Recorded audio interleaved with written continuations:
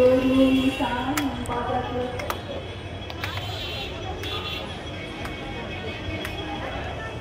তাদের কান্না বাজা ফিরমানি কেসে রাজা তাদের কান্না বাজা ফিরমানি কেসে রাজা চেন্নাই সাজা মুক্ত স্বাধীন সত্যকে চেন্নাই সাজা মুক্ত সত্যকে হা হা হা পায়ে হাসি ভগবান করেছে হাসি সর্বনাশী শিকারে সত্যকে তারই হাসি ভগবান করেছে হাসি সর্বনাশী শিকারে সত্যকে তারা রইল কপাট ভেঙে গেল পড়ে লোপাট রক্ত জমাট শিকল পূজার পাশান বেদি তেরে তেরে তোলাই দোলা ওরে ও পাগলা ভোলা তেরে তেরে তোলাই দোলা দারুণ তুলা ধরছে ধরে হাসকা টানে দারুণ তুলা ধরছে ধরে হাসকা টানে মার হাত পায়ে করে হাত কাঁদে দিন ঝুঁকি ডাক ডাক করে ডাক ঝুঁকি ডাক জীবন পানে ও কপাট ভেঙে ফেলে পড়বে লোপাট রক্ত জমাট শিকল পূজার ভাষায় বেদি বাজার তোলায় কিষান ধ্বংস নিশান রূপ প্রাচীর প্রাচীর বেদি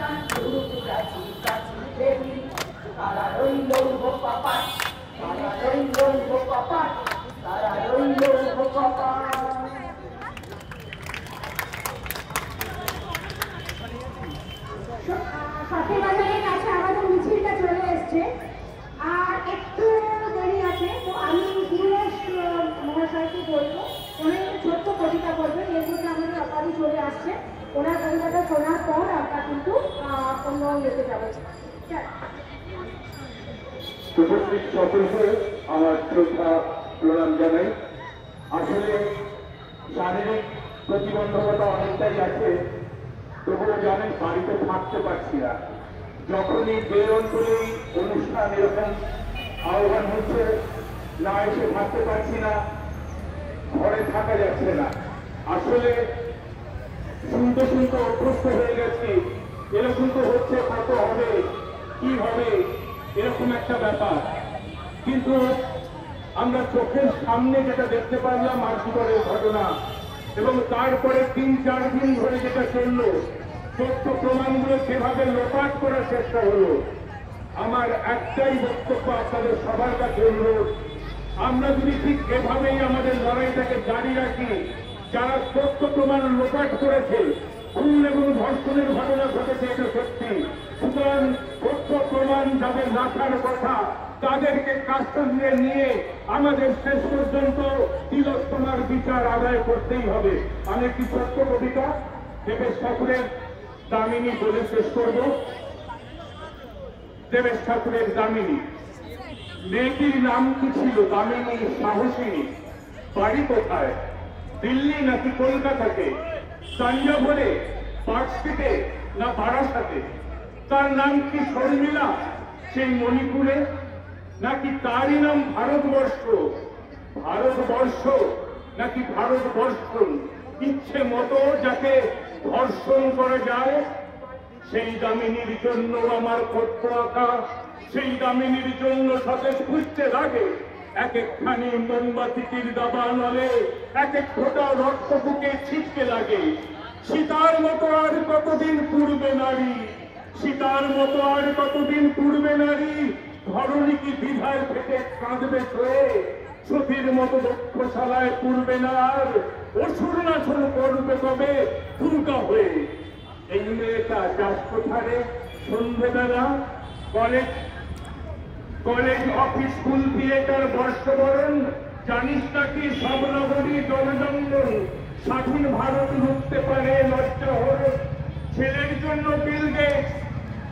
জন্য বিল গেটস আর স্টিভ জবস, তোর জন্য মনু আছেন পড়াশোনা। কে বাঁচাবে স্বাধীন ভারত? চার দেয়ালে তোমার স্বদেশ চরাচর। কেন বেরোয় দামিনীরা বোরখা ছেড়ে? কেন ভাঙে দামিনীরা মনুর বাদর? তোদের জন্য ভিন্ন রুচির জীববিজ্ঞান, স্বভাবতই বলাৎকারের অসুর সাধন। তাও মেয়েটার বাঁচার জন্য ব্যাকুল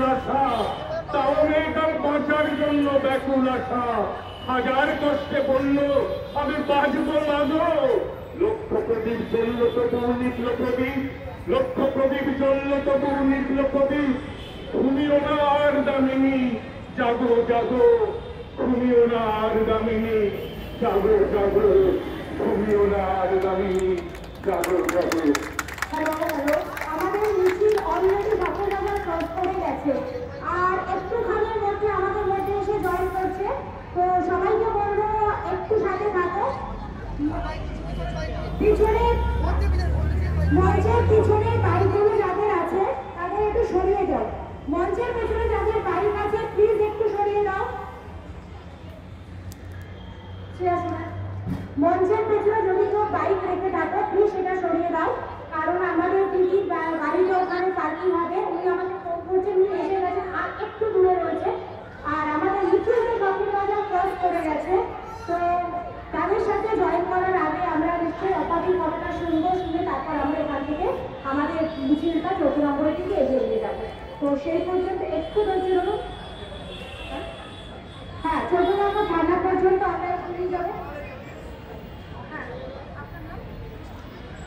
হ্যাঁ, তো আমাদের মিছিল 14 নম্বর পর্যন্ত যাবে এখান থেকে। তো যারা মঞ্চের পেছনে বাইক রেখেছেন প্লিজ একটু সরিয়ে দিন। এটা আমার আনলাস্ট রিকোয়েস্ট, যাদের বাইকটা মঞ্চের পেছনে আছে প্লিজ একটু বাইকগুলো সরিয়ে দিন, কারণ আমাদের দিদির গাড়ি আসছে, দিদির গাড়িটা ওখানে পার্কিং হবে। প্লিজ একটু মঞ্চের পেছন থেকে বাইকগুলো সরিয়ে দিন, একটু সরিয়ে দিন প্লিজ। যারা আছেন অপরাধীদের গাড়িটা ওখানে পার্ক হবে, প্লিজ একটু মঞ্চের পেছন থেকে গাড়িটা দেখো একটু গরম করেছে, একটু সরিয়ে দিন। যাদের বাইক আছে একটু সরিয়ে দিন প্লিজ, একটু সরিয়ে দিন। আর মিছিল অলরেডি আমাদের শপিং বাজার ক্রস করে গেছে। হ্যাঁ, আমাদের একজন দাদা আছেন, তিনি কিছু বলতে চাইছেন, আমরা এবার ওনার মুখ থেকে শুনবো কিছু কথা। আমি একজন আর্মি পার্সন, কিন্তু আমি ছুটিতে এসেছিলাম, এসে আমি তাই পশ্চিমবঙ্গ আবহাওয়া দেখলাম। তো আমার খুব ভয় লাগে, কারণ আমি সবথেকে আমার বড় পরিচয় হচ্ছে আমার মা। কেন আমার মা যদি না থাকতো তাহলে হয়তো আমি পৃথিবী দেখতে পেতাম না। আজকে আমার মা বোনেরা চারদিকে এত অত্যাচারিত, খুব খারাপ লাগে। আমারও 14 বছরের একটা মেয়ে আছে, মেয়েটা আমি পাবলিক স্কুলে পড়ে, সকালে বেরোয় বিকালে আসে, কিন্তু যতগুলো ভয়রা লোকে খুব চিন্তিত হয়ে। আজকে এই মিছিলে যখন আমি আসলাম, কমসে কম 30-40টা মিছিলে আমি অংশগ্রহণ করেছি, দেখলাম অনেক লোক রাস্তা দাঁড়িয়ে দেখে, কিন্তু আজ দেখলে হবে না। প্রত্যেক ঘর থেকে সবাইকে বেরিয়ে আসতে হবে, কারণ এই লড়াইটা আমার আপনার লড়াই, শুধু তিলোত্তমার লড়াই নয়।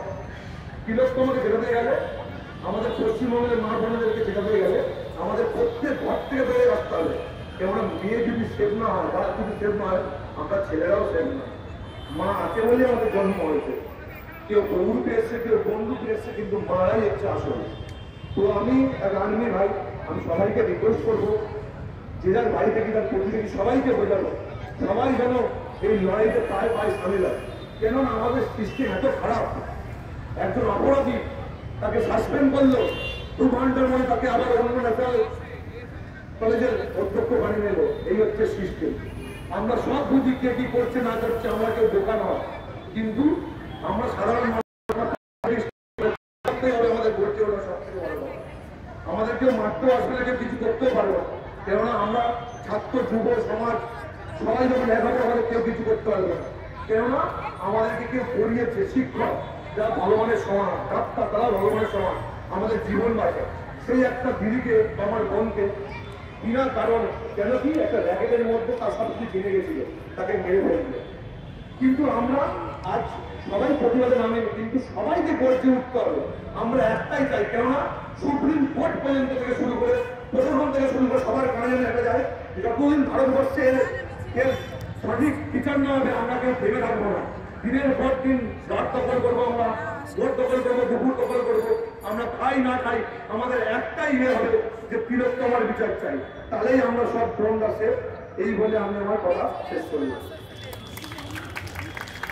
মাইকটা আমি সুব্রতদাকে দেবো, এই কারণে যে আমাদের মিছিল অলরেডি কাছাকাছি, তো স্লোগানটা আবার শুরু হয়।